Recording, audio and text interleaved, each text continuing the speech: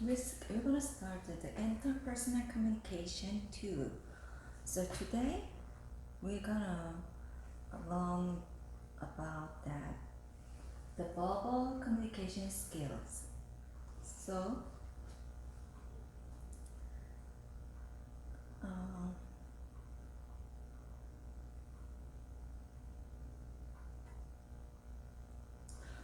the learning of that is that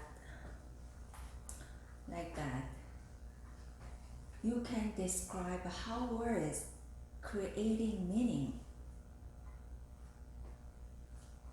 You can identify how words influence our perception, thoughts, actions, and culture relationship.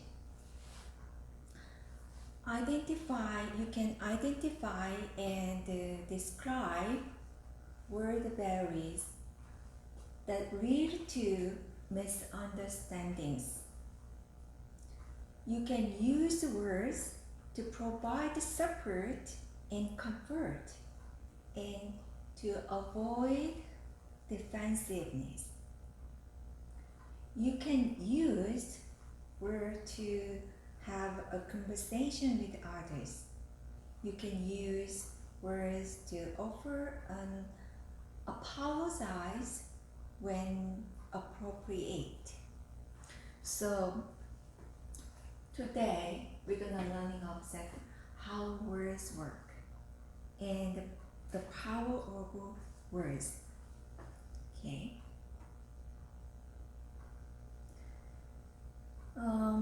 You know, words are powerful, so powerful.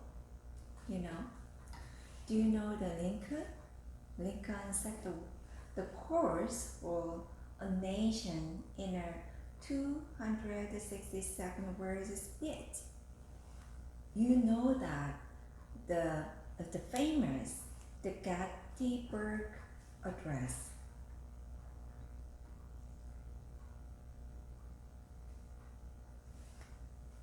You know the 2 billion people accept a comprehensive moral code expressed in a mere 297 words. That the 10 Commandments.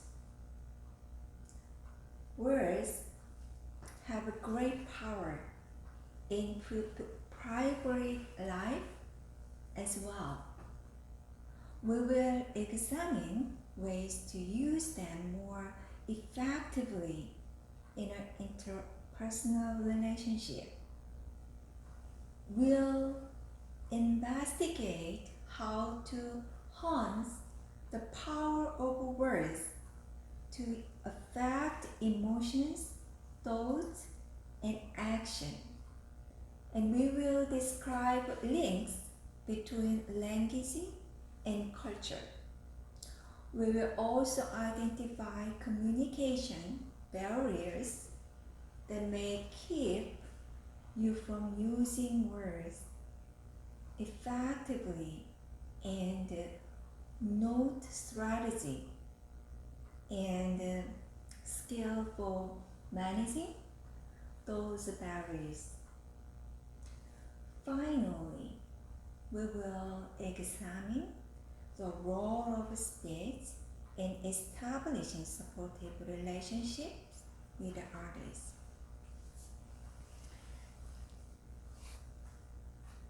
The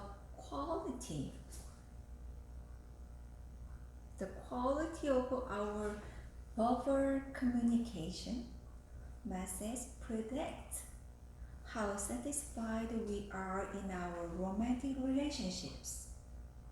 And it's not only through the face-to-face conversation that verbal message influence our relationship with others.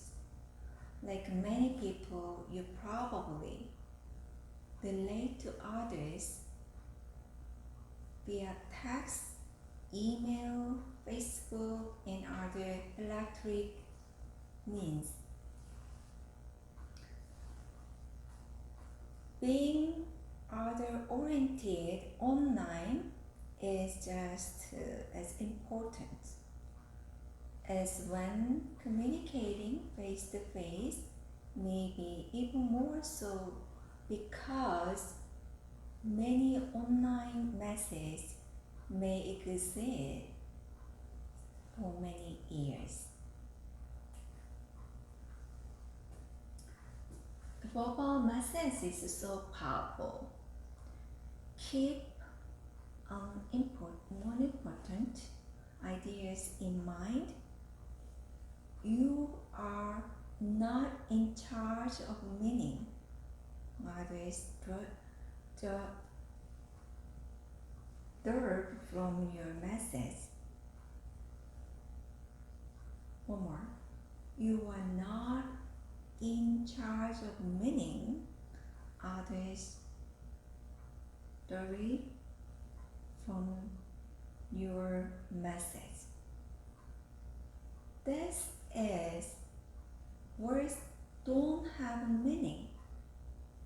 People create meaning.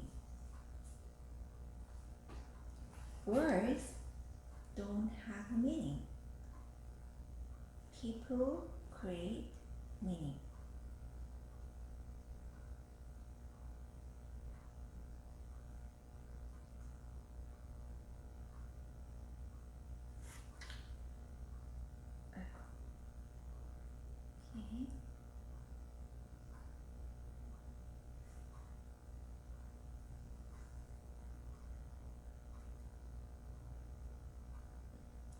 Okay. How words work.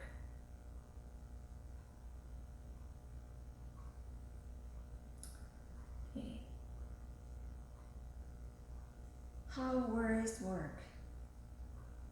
Although several theories attempted to explain how people learn language and ascribe meaning to both printed and authored words, there is no single universally help view that neatly explains this mystery. Words are simple. So, words are simple.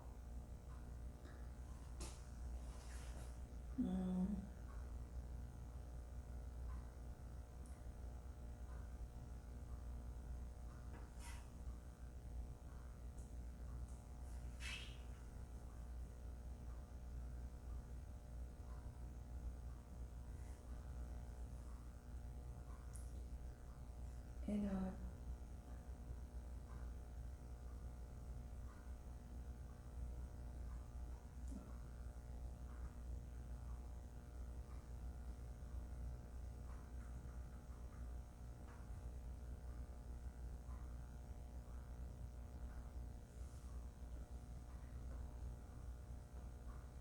sorry about that.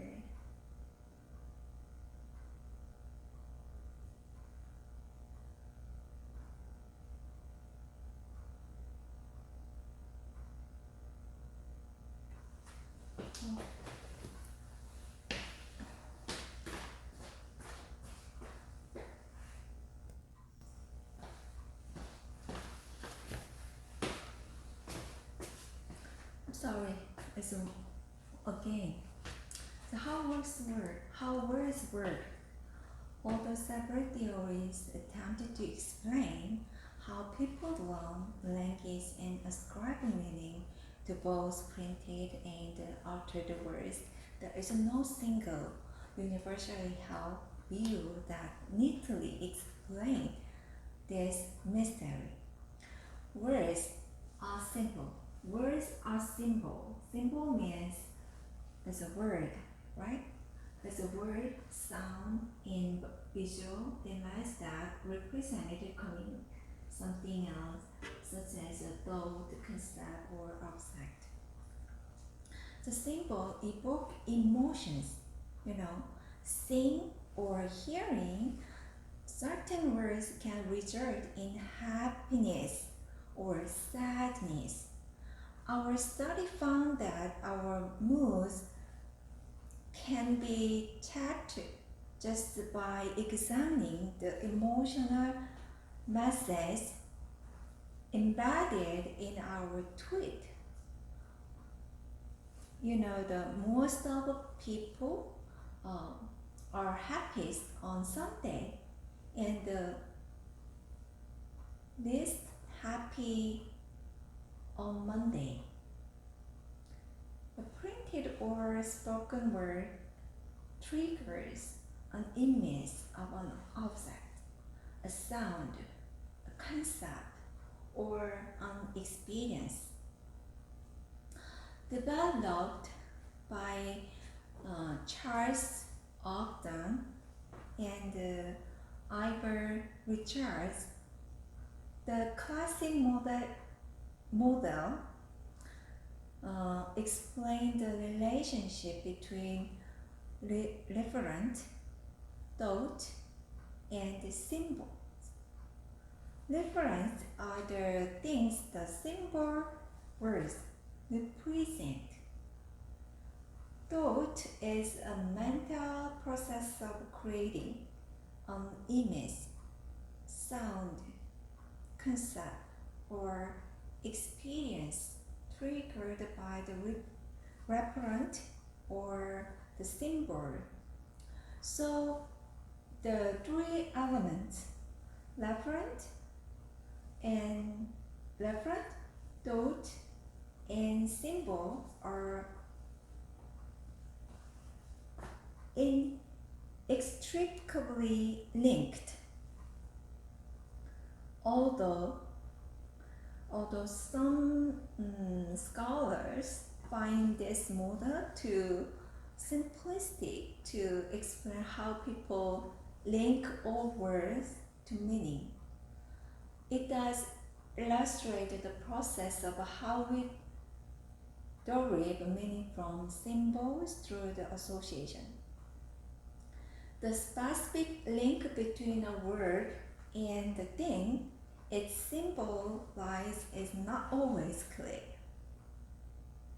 The meaning of words is attributed by a person based on his or her experience.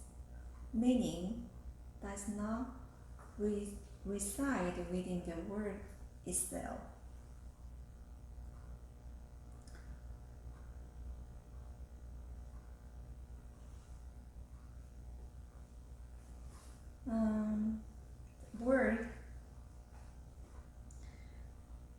Words are denotative and connotative. It's a denotative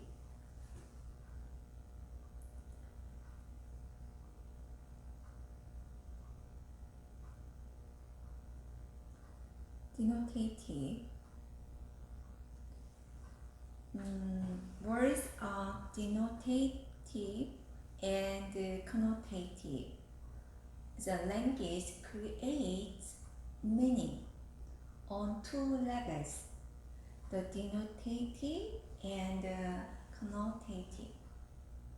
The denotative means of a word create content. It is the word's restrictive or literal meaning. For example, do you know word school? School, an organization that provide instruction, an institution for the teaching of children, college, university. That's denotative.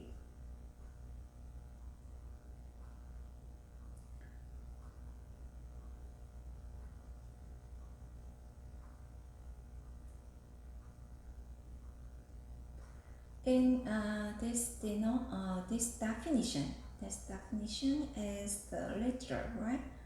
or denotiveness, denotive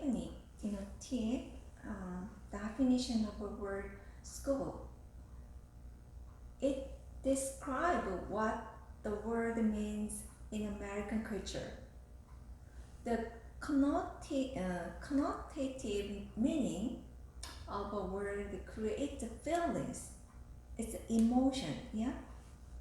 To you, so as words have personal and subjective association. To you, the word school might mean a wonderful, exciting, where you meet your friend, have a good time, occasionally take a test, and perform other tasks to keep you from enjoying your social life. To others, school could be restrictive, burdensome obligation that stand in the way of making money and getting on with life. The connotative meaning of a word is more individualized, whereas the objective, denotative meaning of a word school can be found in any dictionary. Your subjective personal association with the word would probably not be found there. The denotative and the connotative meaning of words made headlines in 2008 when the U.S. Supreme Court considered whether a well-known four-letter word is obscene, O-B-S-C-E-N-E.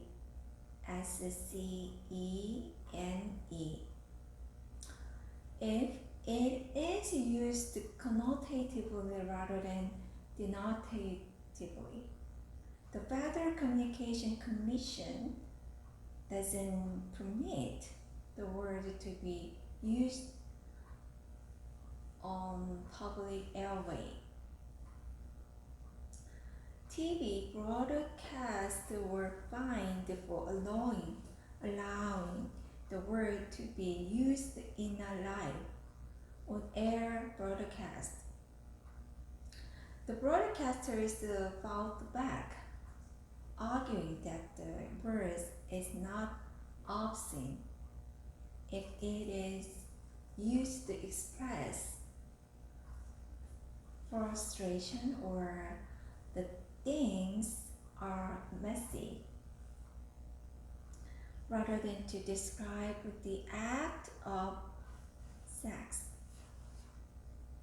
The fact that the highest court in the country heard argument to determine whether a word was obscene, depending on its denotative and connotative meanings, suggests that both the denotative and the connotative symbolic meaning of a word are important.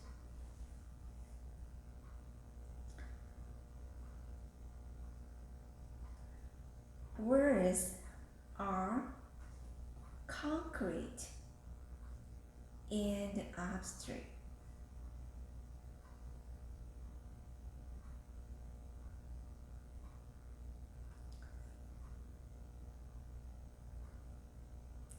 Words are concrete and abstract. As words can be placed along continuum from concrete to abstract. People call a word concrete if their experience is referent with one of their senses. if you can see, touch, smell, taste, or hear a word's referent, then the word is concrete.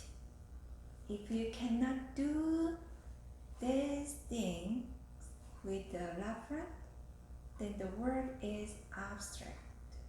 You can visualize the continuum from concrete to abstract as a letter. So the meaning to concrete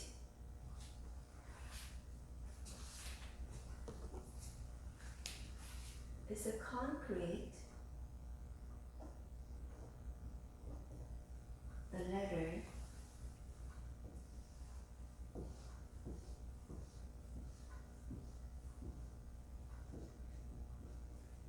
abstract.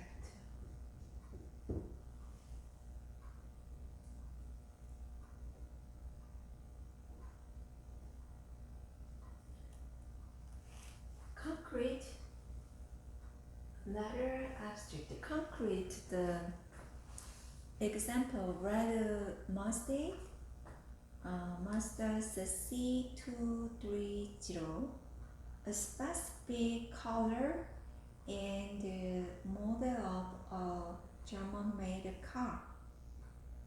It's a concrete, and the letters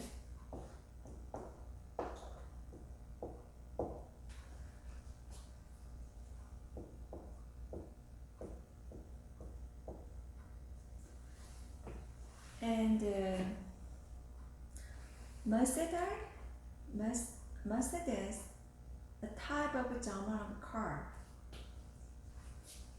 Mercedes, type of German car. The letter is a German car. German car. The letter is a car. It's a vehicle and abstract transportation. The transportation means the means of conveying someone from one place to another. That is abstract, and from concrete to abstract, just the letter of abstraction. Another things, many words are arbitrary.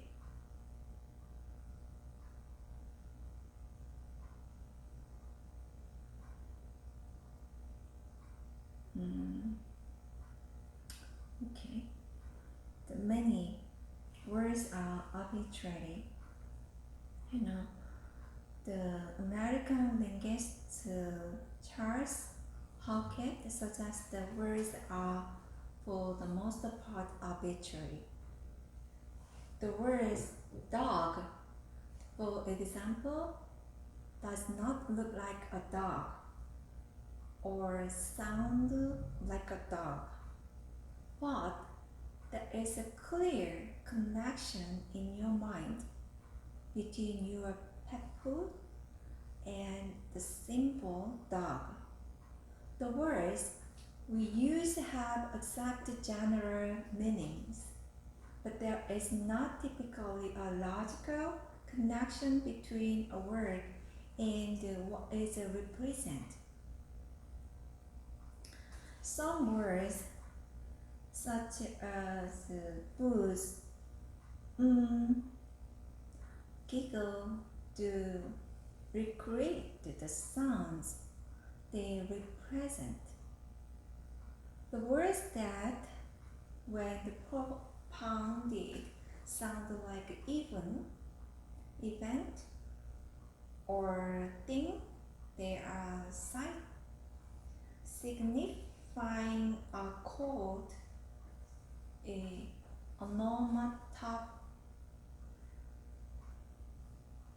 onomatopoeic word.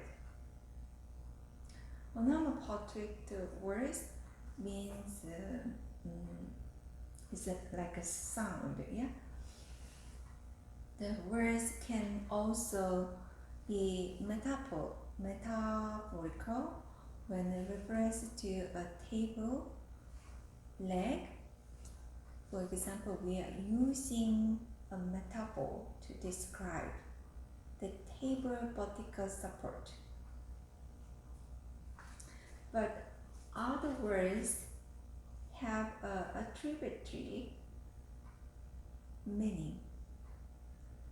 A linguistic group such as the people who speak English has agreed that the word tree, for example, will represent the thing with the bark, branches, and leaves growing in your yard or a nearby park. The arbitrary nature of most words means that there is no inherent meaning in a word. Therefore, unless we develop the common meaning for our word, misunderstanding and miscommunication may occur.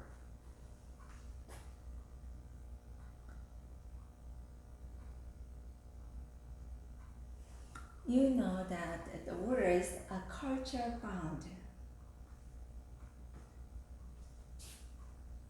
Culture consists of the rules, norms, and value of a group of people, which have been learned and shaped by successive generations. The meaning of symbols such as a word can change from culture to culture. The meanings of words are shaped by our experience. To a European Yankee, a Yankee is someone from the United States. To a player on a Boston Red Sox, a Yankee is an opponent. And to someone from the American South, a Yankee is someone from the American North.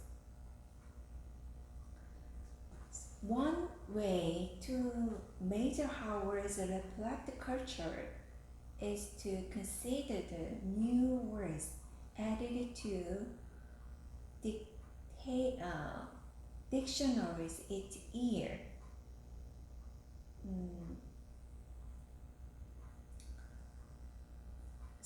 The study of words and meaning is called semantics. It's one important the semantic theory known as symbolic interaction theory suggests that a society is bound together by the common use of symbols.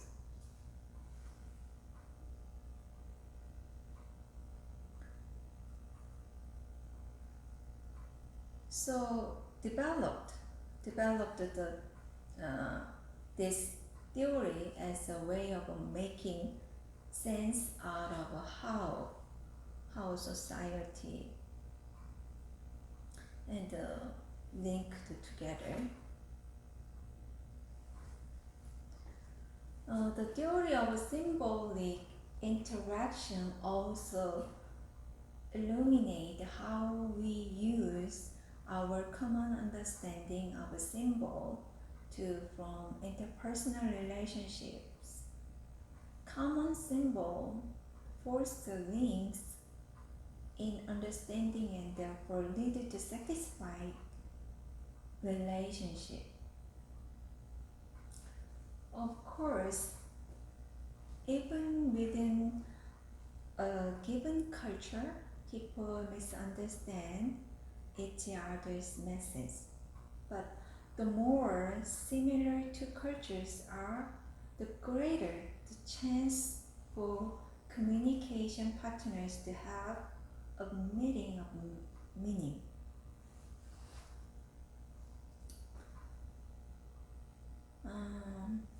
The power of word. The power of a word. You know, word is so powerful. Okay.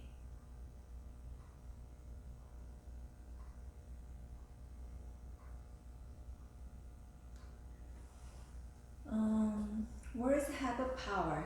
Words create perceptions. You know, it's a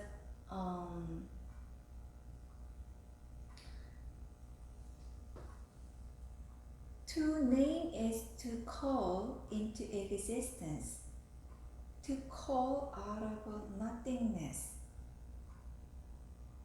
To name is to call into existence, to call out of nothingness. Wrote French philosopher George Gustave. As words give you a tool to create how you perceive the world by naming and labeling what you experience. You undoubtedly learned in your elementary science class that Sir Isaac Newton discovered gravity.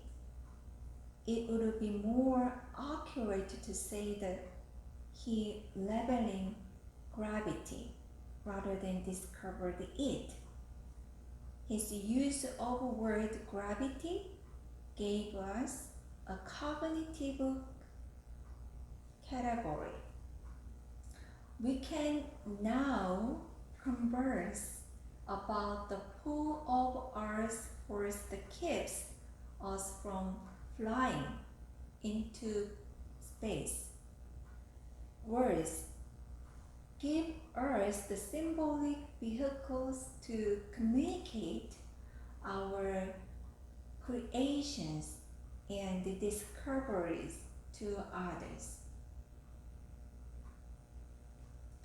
You create your self-worth largely with your self-talk and the labels you apply to yourself. Psychologist Albert Ellis believes that you also create your mood and emotional state with the words you use to label your feelings. Although emotions may sometimes seem to wash, you use the label wash over you like ocean waves. There is evidence that you have the ability to control your emotions through your ability to control what you think, as well as the choice, the words you use to describe your feeling.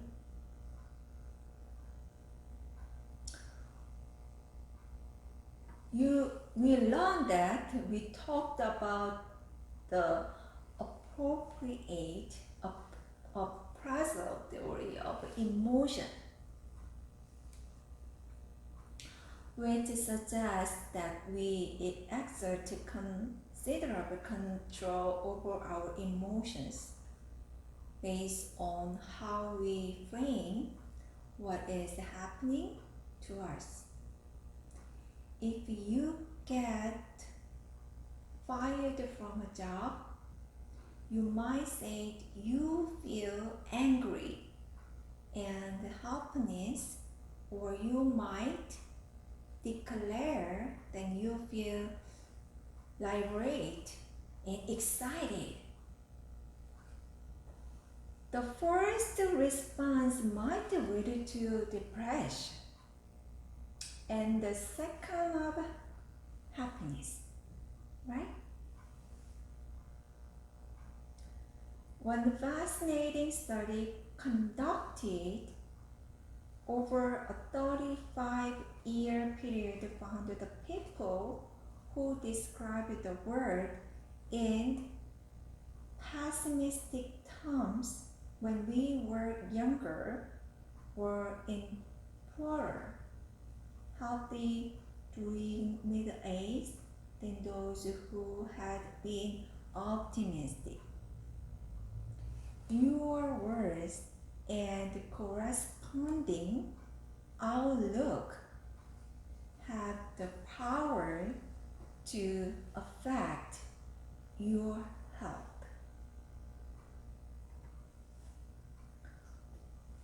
Words influence thought. Words influence thought. If someone say, "Don't think about pink elephant," it's hard not to think about the pink elephant, because just thinking about the words pink elephant more than likely triggers an image of a pink kingdom. Words and thoughts are inextricably linked. We are what we think. All that we are arise with our thoughts. With our thoughts, we make the world. These words attribute to the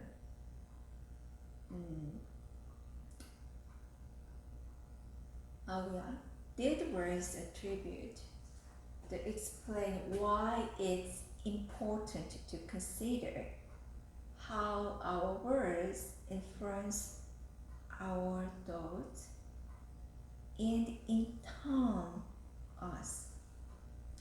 Is it possible to think without using linguistic symbol? Yes? Yes. We can certainly experience emotions without describing them in words and enjoy music without lyrics. Artists paint, dancers dance. The artists dream up the new structures,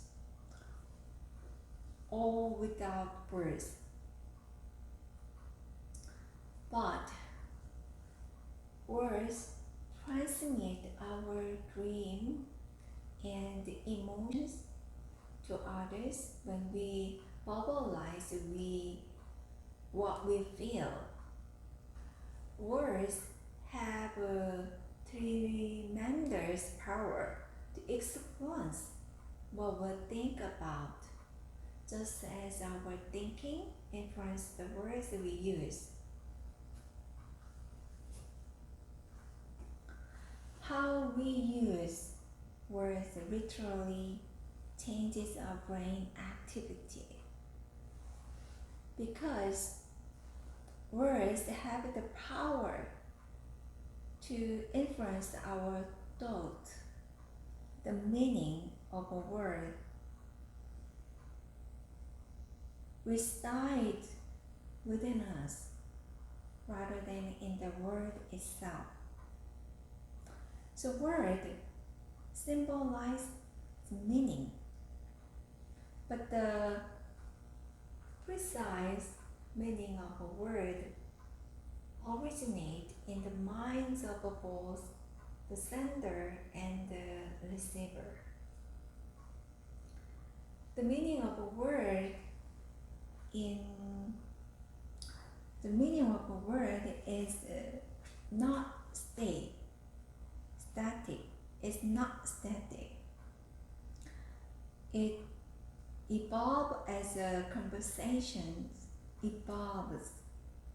Your meanings for word and phrase change as you gain additional experience and have a new thought about the words you use. Word influence action. Words influence action.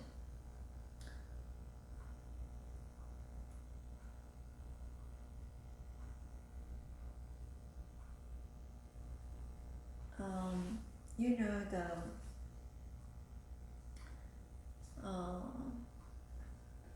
as a person, as a person thinks, so is he or she.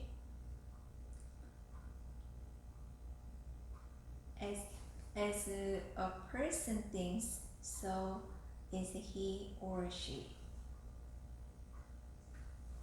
The words not only have the power to create, influence your thoughts, they also influence your actions, because your thoughts, which are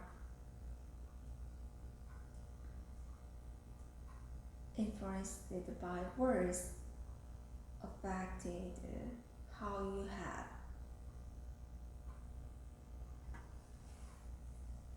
Research suggests that the way we use language can communicate the amount of power we have in a conversation. We use language in a way that are both powerful and powerless. When we use powerless speech, we are less persuasive and exert less influences on the actions of others. Powerless speech is characterized by more frequent use of pause, which make me feel like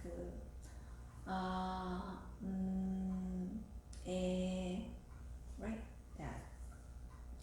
We also express our lack of power by using more hesitation and unnecessary verbal fillers like I mean, like that. We communicate our low power when we has our conclusion by saying I guess and sort of. Another way of communicating a lack of power is by tacking on a question at the end of a statement, such as I'm right, aren't I? Or this is what I think, okay? So, the very way you speak can influence the thoughts and action of others. Words reflect the culture. Excuse me. Words affect and reflect culture.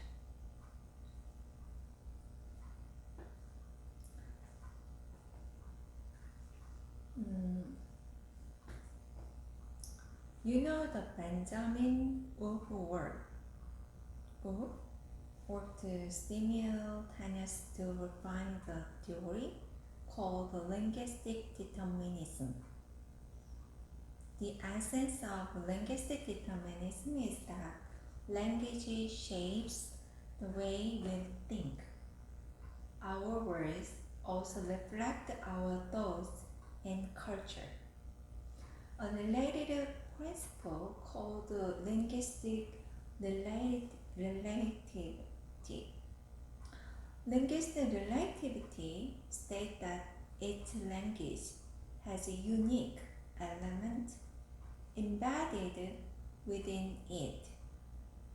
Together, these two principles form the underlying elements in the Sapir-Whorf hypothesis, which suggests that the language shapes our culture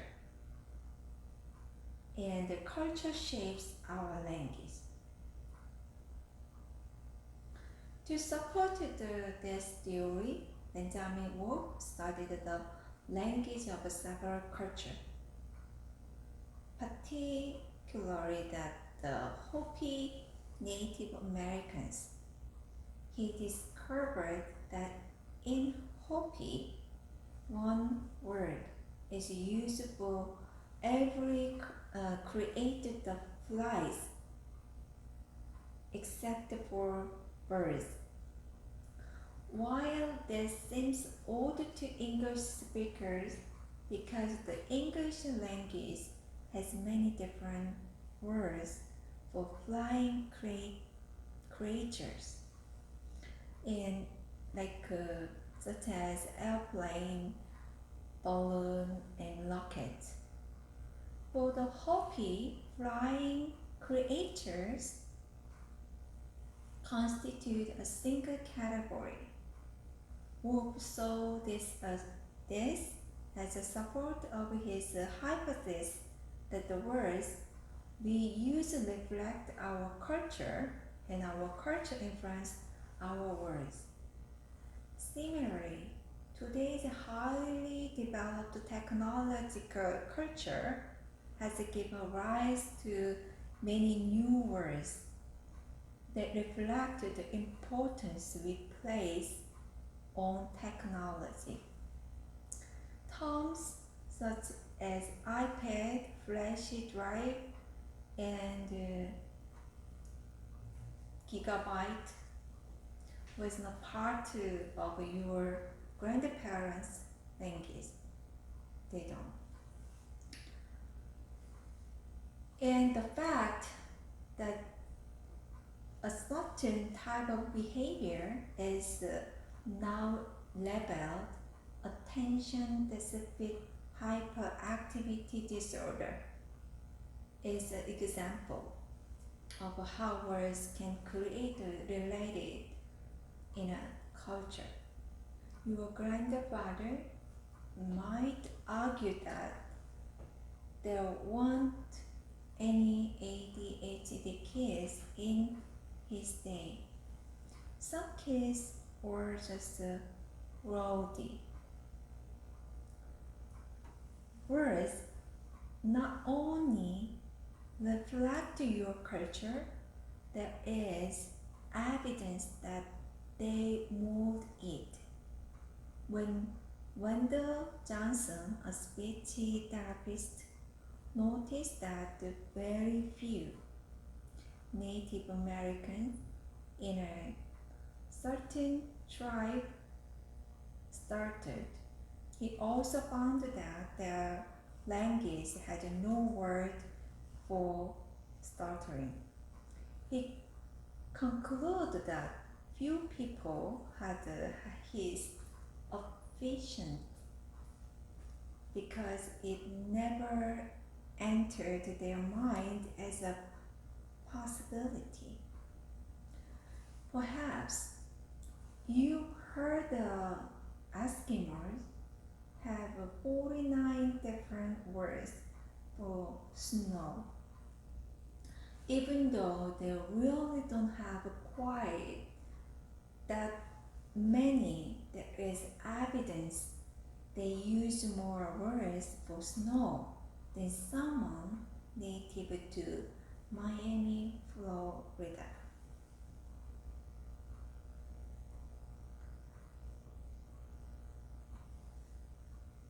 The words people use affect their worldview, how they interpret interpret what they experience. The words you select describe your view of the world, including those you use in everyday interpersonal conversation with a friend. Reflect and further shape your perspective. In turn helps shape your culture's collective worldview through your use of language.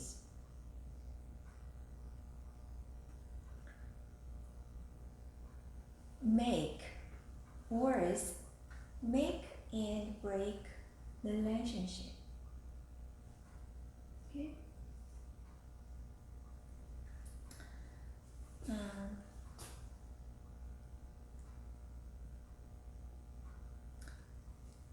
Words make and break relationship. You know that.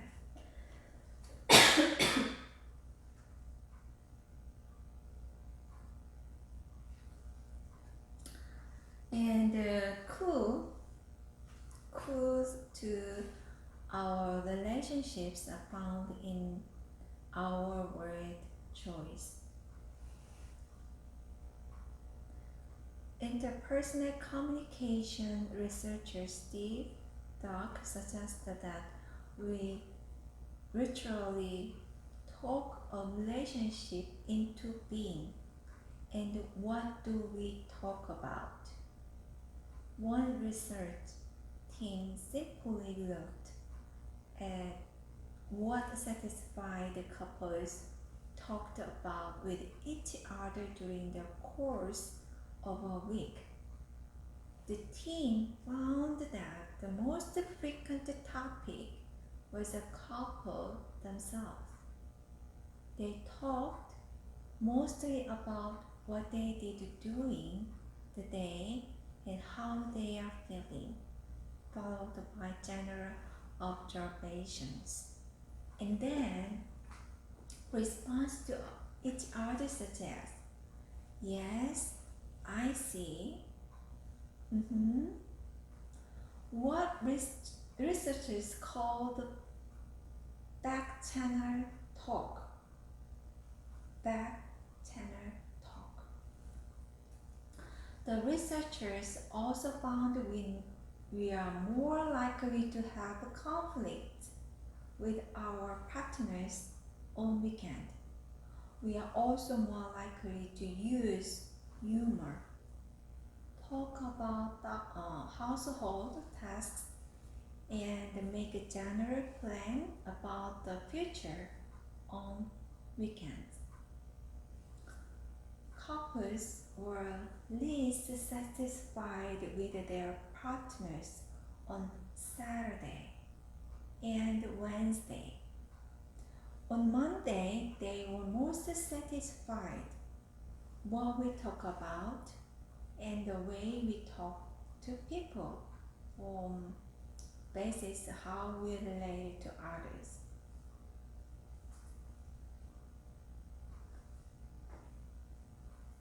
It's through our verbal message that we explicitly let others know we are interested in developing a relationship with them.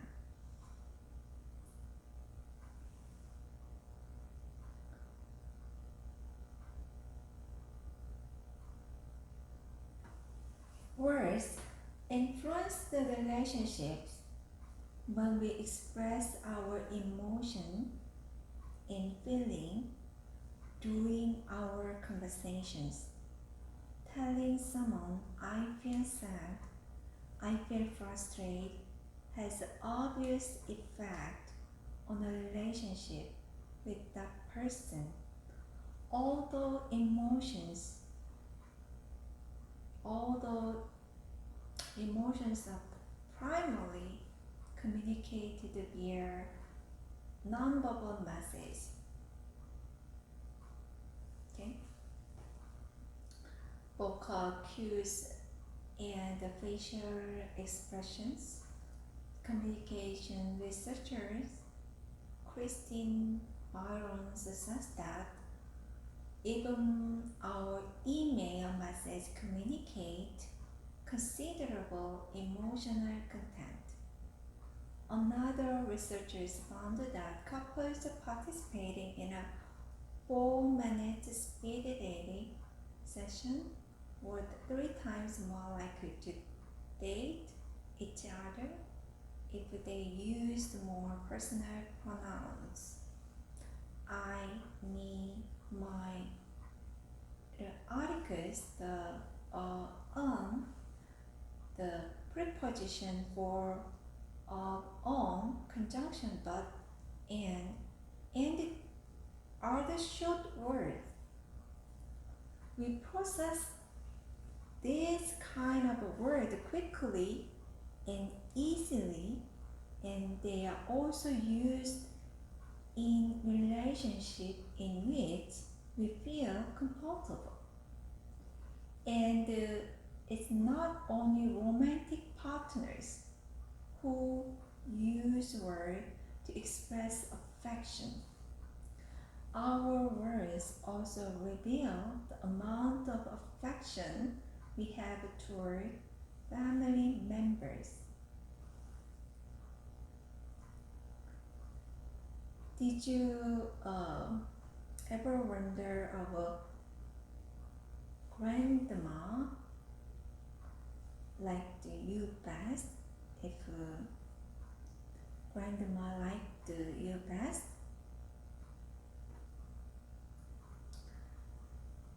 One research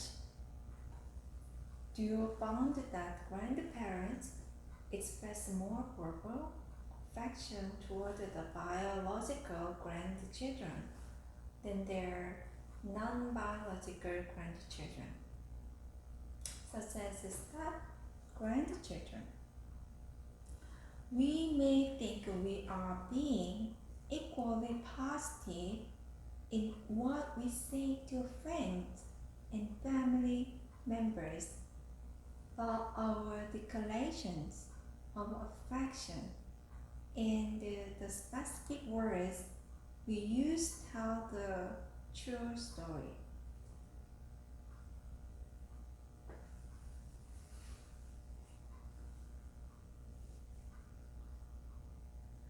Clues to relationship we are found in the we don't say.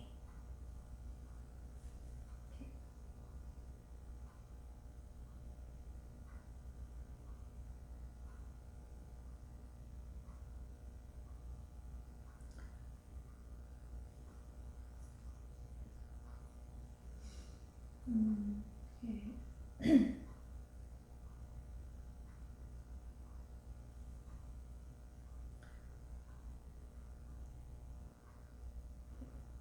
The clue our relationships are found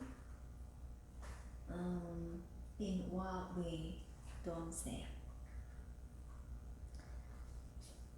You know that some people never swear.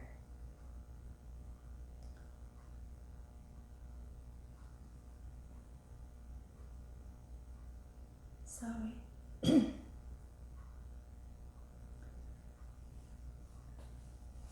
The use of profanity, the profanity words that people consider obscene, rude, or insensitive has an impact on our relationship with others. Profanity. If you grow up in a home where family members never uttered profanities, you may not have developed a habit of using such a word. Or you may have made a conscious decision not to use profanity because of your religious or moral convictions.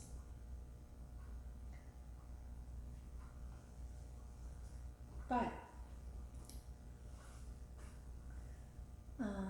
profanity is prevalent in everyday conversation and the media. If you have heard the late comedian George Carlin's monologue, 7 dirty words you can't say on television, then you have an idea of words that form the bedrock of a profound speech. Whether or not a word can be considered profane is determined by context and culture. If you have British friends, then you know the word bloody is an obscene word synonymous with the F word. But you may see nothing wrong with using the word bloody in your conversation. Dog breeders know that the female dog is a bitch, yet using the term of describe a female classmate would be considered for fun. Okay? So remember that other person, not you, determines the effect of profanity on the relationship. Okay? Another clue to the nature of a relationship you have with someone is you use euphemism. A euphemism is an expression that describes something vulgar or profane, or something people prefer not to talk about directly, but use less explicit language. Earlier we learned that when we referred to the F word, rather than spelling it out, we were using euphemism. Not using euphemism, but more directly and explicitly describing your thoughts and feeling, provide the relationship cues that you trust the other person to accept your bond language. Clue to our online relationship are found in our tweet, Facebook or Instagram. Okay? So next time we're gonna learn to how to manage misunderstanding. Okay, thank you.